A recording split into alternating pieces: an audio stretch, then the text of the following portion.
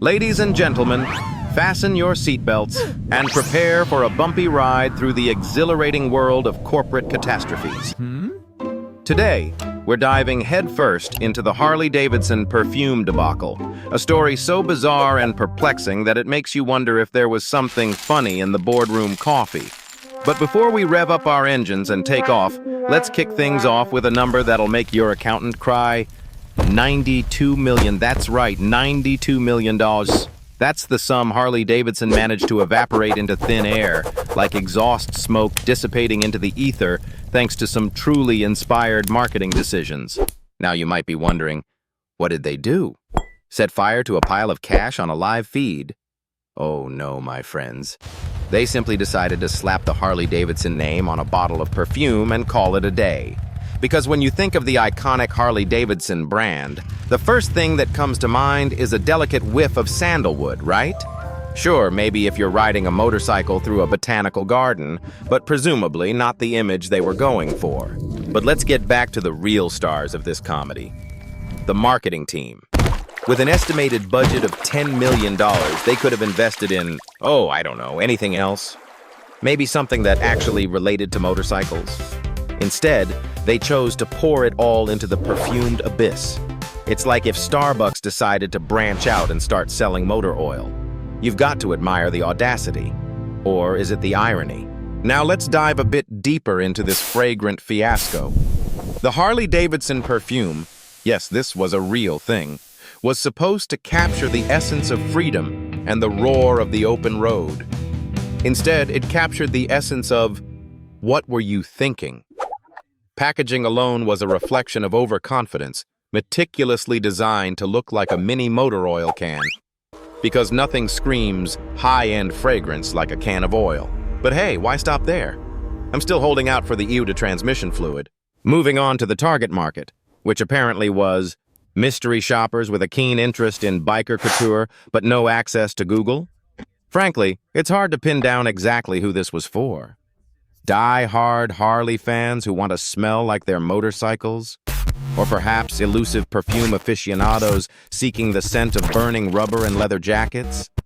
Either way, someone, somewhere, was convinced there was a crossover market between these groups. To understand just how far into the realm of fantasy we've gone, consider the stock price when this waft of ill-conceived ambition hit the air. Harley-Davidson's stock managed to drop faster than a novice rider's bike on their first sharp turn. We're talking a nosedive of nearly 25%. That's a quarter of its value. Just gone. Poof. Like the mist from those overpriced spritzes of biker-inspired cologne. But let's pause for a moment of appreciation for the sheer scale of this endeavor. They didn't just stop at one fragrance. Oh no, they went all in with an entire range of scents. Because if one scent doesn't work, surely 5 will, right? It's a classic quantity equals quality strategy that never fails. Except when it does. And in spectacular fashion. You know, they say hindsight is 20/20, but in this case, it's more like, what on earth were they looking at through those goggles? It's one thing to think outside the box. It's another to throw the box off a cliff while blindfolded.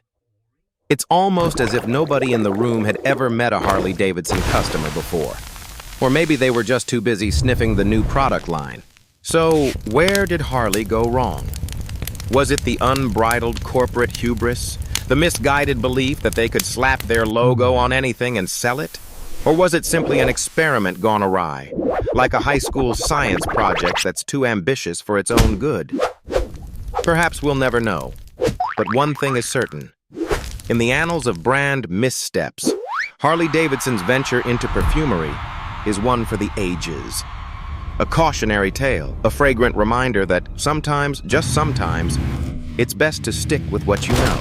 Stay tuned, because next up, we're going to explore what happened when they tried to follow this masterpiece with a line of biker-themed yoga mats. Spoiler alert, it's not as calming as it sounds. Oh, the launch.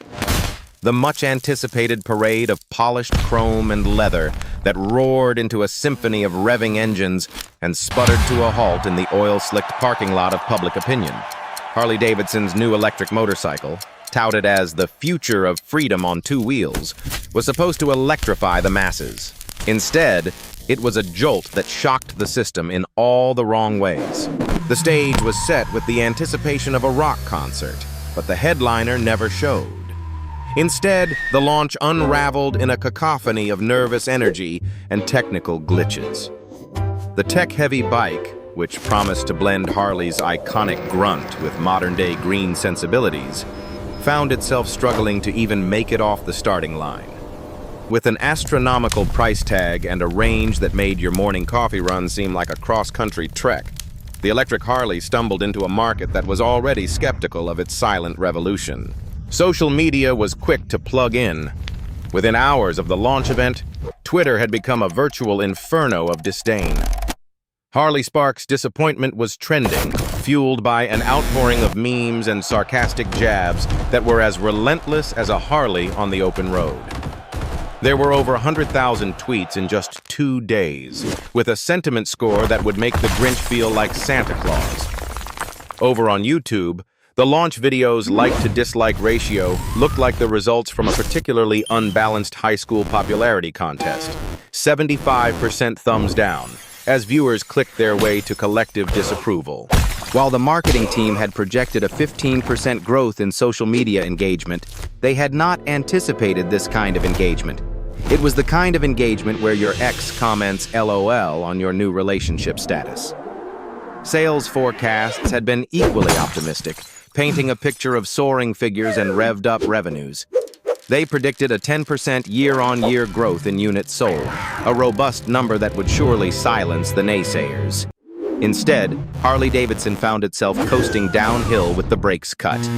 Analysts reported an immediate 8.5% drop in market share within the first quarter post-launch.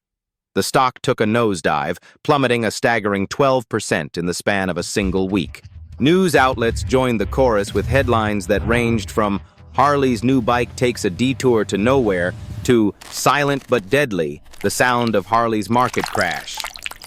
Columnists marveled at the juxtaposition. Here was a company celebrated for its roaring engines now brought low by an eerily quiet misfire. The financial analysts' spreadsheets were suddenly filled with red ink, a stark reality check of the company's gamble gone wrong. Investors, once seduced by the electric vision, now looked on as if they'd been promised a steak dinner and handed a tofu burger instead. The contrast between the expected growth and the actual plunge couldn't have been more pronounced if it had been painted on the side of a barn at the edge of town.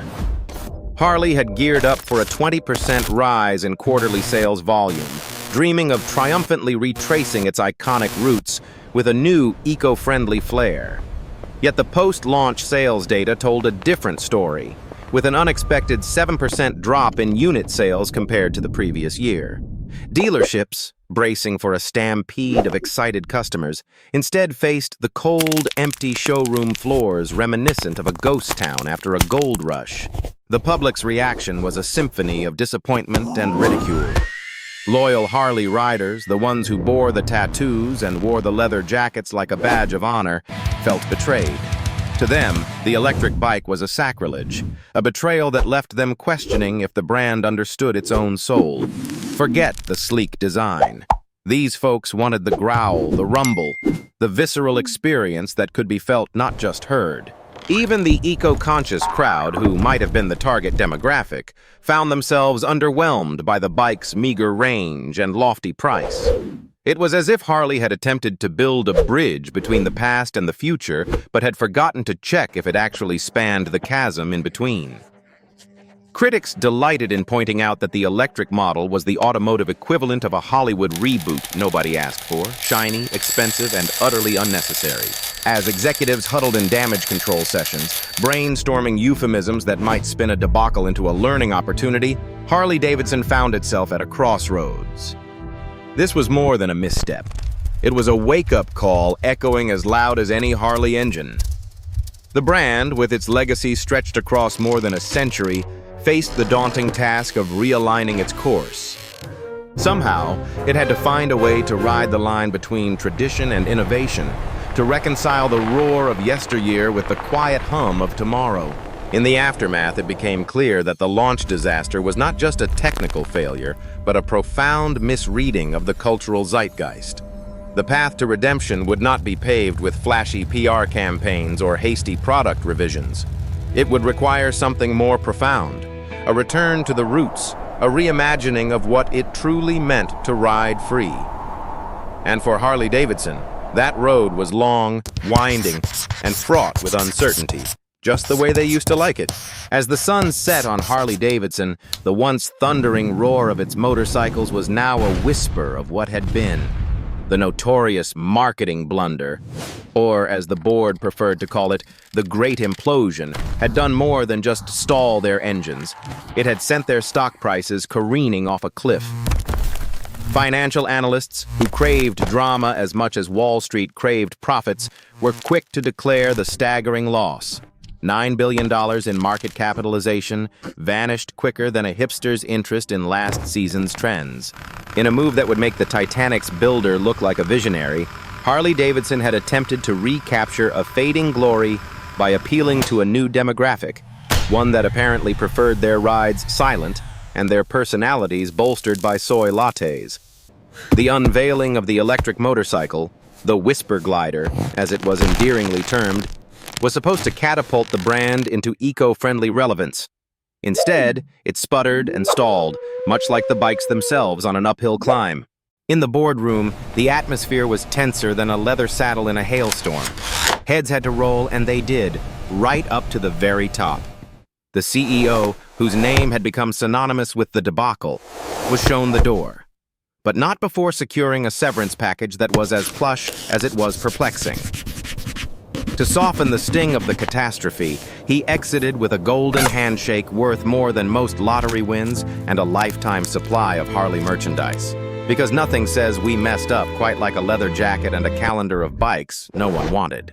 The fallout was fast and furious. Loyalists, who once tattooed the Harley logo onto their biceps with pride, were now seeking cover-ups, opting instead for the neutrality of a tribal design. The die-hard enthusiasts, those who bled Harley orange, watched with wide-eyed horror as Whisper Glider became a punchline rather than a punchy ride. But the road to redemption is long, winding, and littered with potholes. It would take Harley-Davidson a significant chunk of time, some estimated at least a decade, to restore even a fraction of its former prestige. The brand had weathered crises before, but this one felt different, like a midlife crisis that was more about identity than appearance. As it turns out, convincing the world that you're more than just chrome and testosterone is harder than it looks. Ad agencies were called in like EMTs at a demolition derby. They strategized, conceptualized, and most importantly, billed by the hour. It was time to return to the roots, they said, with campaigns that invoked freedom, rebellion, and the open road. Ironically, the answer to their salvation might just lie in what they had tried to turn away from. The raw, unfiltered sound of a Harley that could wake up a small town and set off car alarms with a single rev. As the remaining executives tried to steer the company back onto its true course, Harley-Davidson found itself facing a marketplace that had evolved while they took a detour through irrelevance. Competitors snickered from the sidelines, like school children watching the class bully trip over his own feet. Yet amidst the jeers, there emerged a glimmer of hope. The very narrative of failure became their rallying cry, an expensive lesson, as the new press releases spun it. It was a wake-up call that resonated with the authenticity-seeking consumers they had so desperately tried to court in the first place. It seemed, perhaps, that the brand's best bet was to own their blunders and rebuild with honesty, admitting that even legends can veer off track. For the rest of the corporate world, Harley-Davidson's saga served as both a cautionary tale and a monument to corporate hubris. It was a humbling reminder that chasing trends without understanding your core identity can leave you stranded, like a novice biker on a cross-country trip who forgot to fill up the gas tank. As the dust settled and the roar of classic engines began to reverberate once more, Harley-Davidson hoped for a future where its name symbolized not just power and freedom, but resilience. And maybe, just maybe, they would have the sense to keep the wheels firmly planted on the ground, rather than chasing clouds on the horizon. After all, not all riders are meant to fly.